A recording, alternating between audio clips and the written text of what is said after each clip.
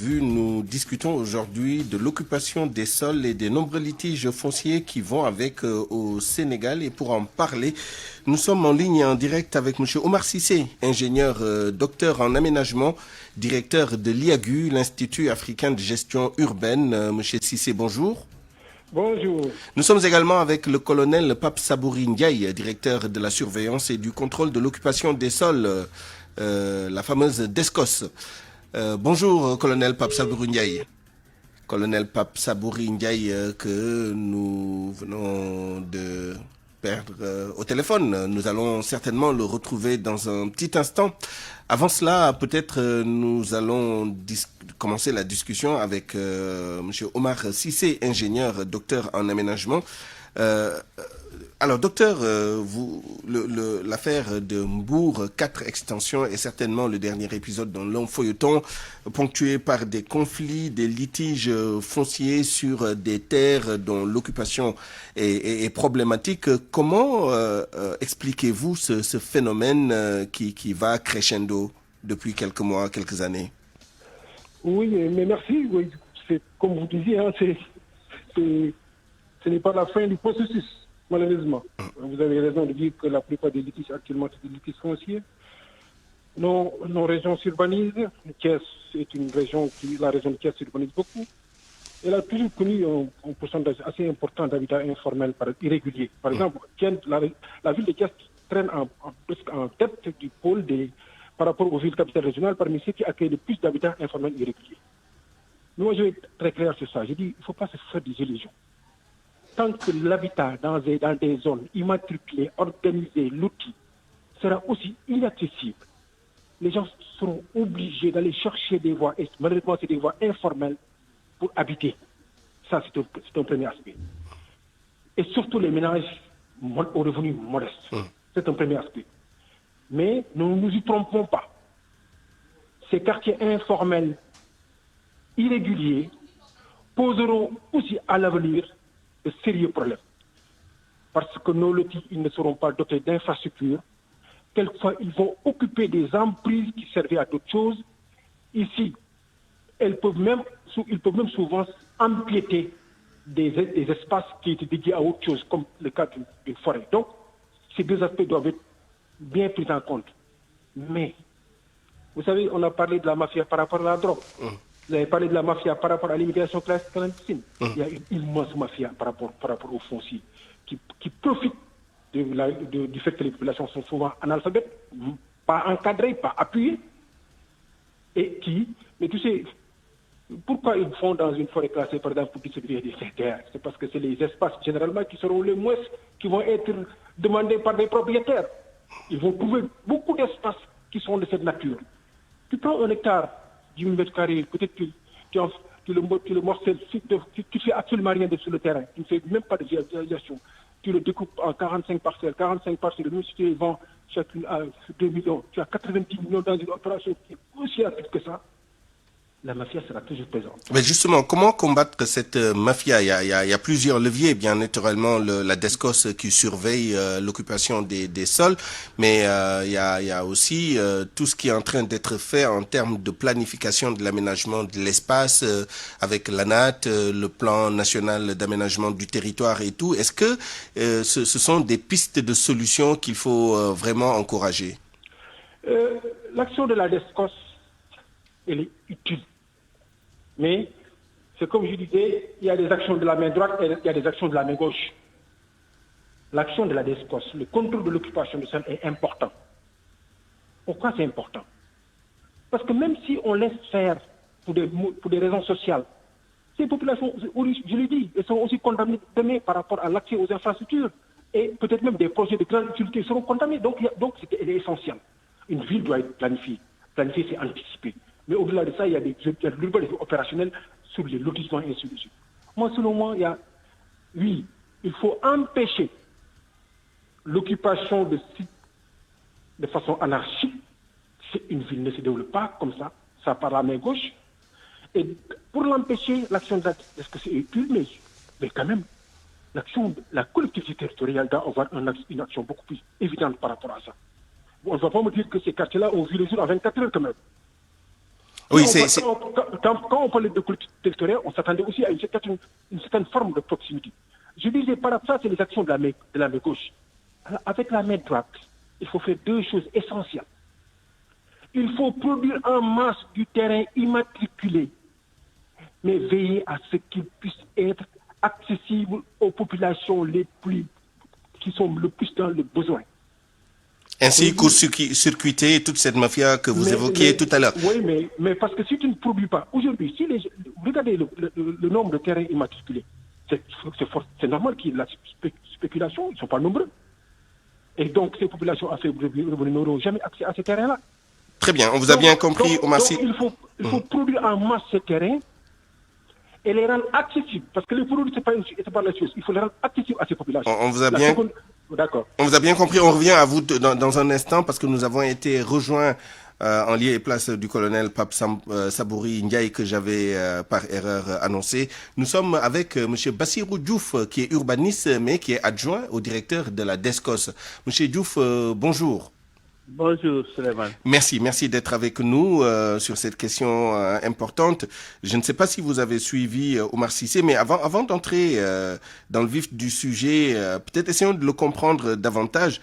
Quelle est la prévalence de ces problèmes d'occupation des sols et quelles sont les zones critiques actuellement qui font l'objet d'intervention de la DESCOS, puisque c'est vous qui êtes sur le terrain pour surveiller cette occupation des sols?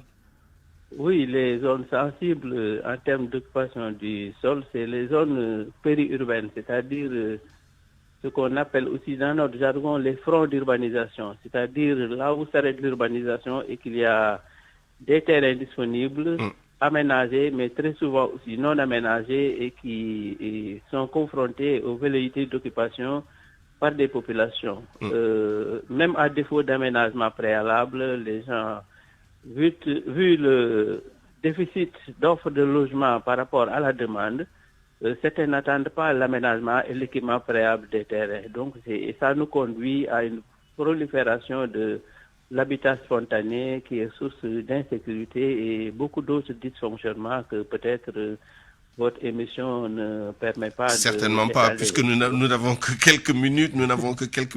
Alors, quelles sont les villes, les zones les plus touchées? On entend certaines régions, certaines villes plus que d'autres. Pourquoi? Oui, parce que l'attraction urbaine est connue. Au Sénégal, les gens quand on parle de polarité, c'est-à-dire l'attraction de la ville par rapport au postulant pour le premier logement, on ne peut pas citer en premier Dakar. D'accord, certainement. Aussi les banlieues, je m'excuse, les centres régionaux. On parle de villes à croissance rapide. On peut citer Dakar, on peut citer Richard Toll, Dagana, Diaobé.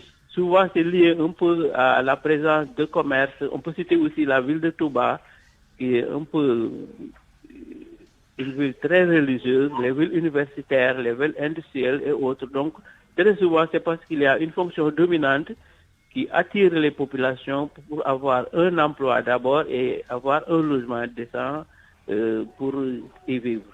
Alors, donc, vraiment différentes fonctions qui font que la ville attire les populations pour leur implantation. Très rapidement sur l'une des propositions de monsieur Cissé, Omar Cissé tout à l'heure, ou l'un des constats, l'une des analyses, c'est par rapport justement à l'aménagement de zones d'habitation suffisamment grandes pour répondre à la forte demande, mais surtout à un coût accessible aux candidats. Voilà, qu'est-ce qu'il y a lieu de faire? Est-ce que l'État prend les bonnes mesures pour aménager avant que les gens ne viennent occuper en dehors de tout lotissement et rendre ces terrains-là accessibles à ceux qui ont des moyens limités?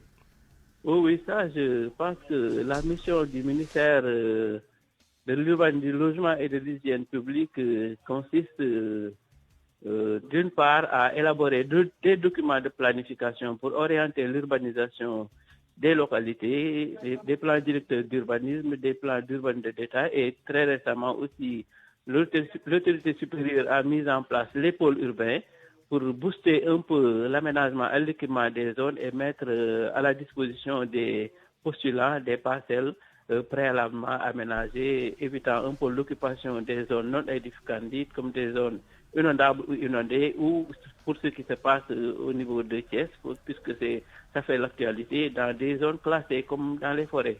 Mais alors, un autre point qui a été soulevé, c'est cette mafia, ces gens qui, se basant sur des délits d'initiés, parce qu'en général, ce sont des gens qui sont très bien informés des programmes de l'État en la matière et qui anticipent, qui vont vendre des terrains, par exemple dans l'affaire Mbour extension, Mbour 4 extension.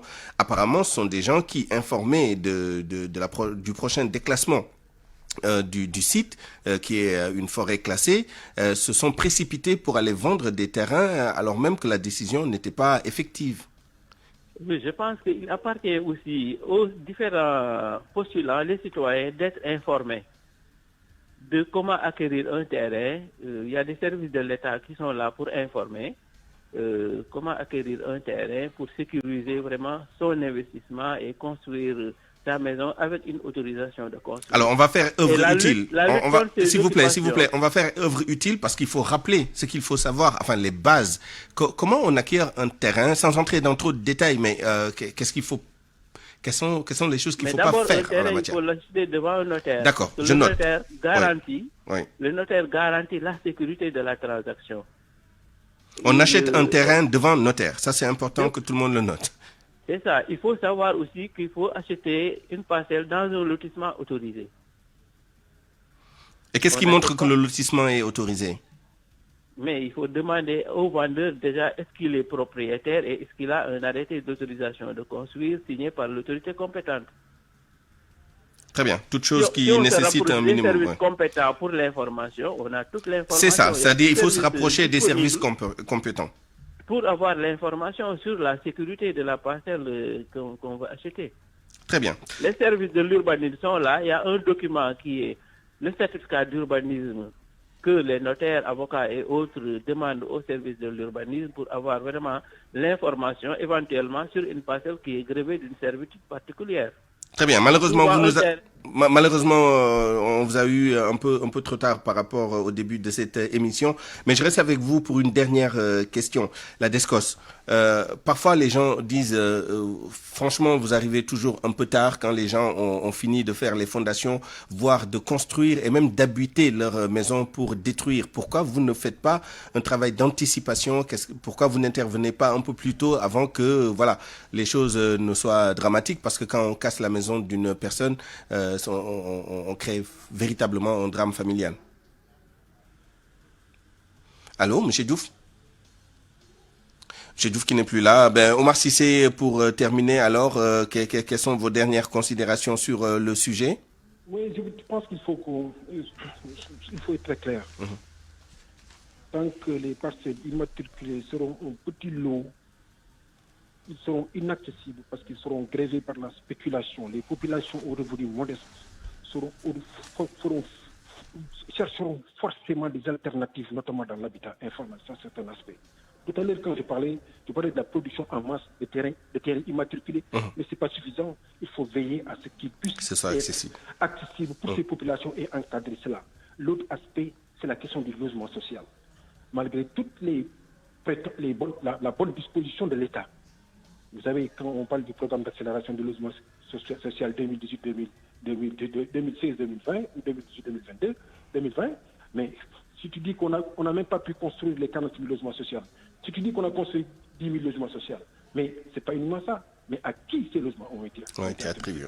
Donc il y a des aspects extrêmement importants auxquels il faut veiller. Oui, que le corpus soit là par rapport à encadrer. Mais mon Dieu, on s'adresse à une population de 50% analphabète là. C'est ça. C'est un des points critiques, justement. Merci beaucoup, en tout cas, à tous les deux d'avoir participé à cette première partie de Point de vue. Nous vous retrouverons tous les deux dans l'édition en Wolof. À 12h51, c'est la fin de cette édition du Grand Journal. Merci à vous de l'avoir suivi. Merci à toute l'équipe qui l'a préparé et qui m'a permis de vous la présenter. El Hadj Ndiogou Diène à la coordination, à la mise en onde.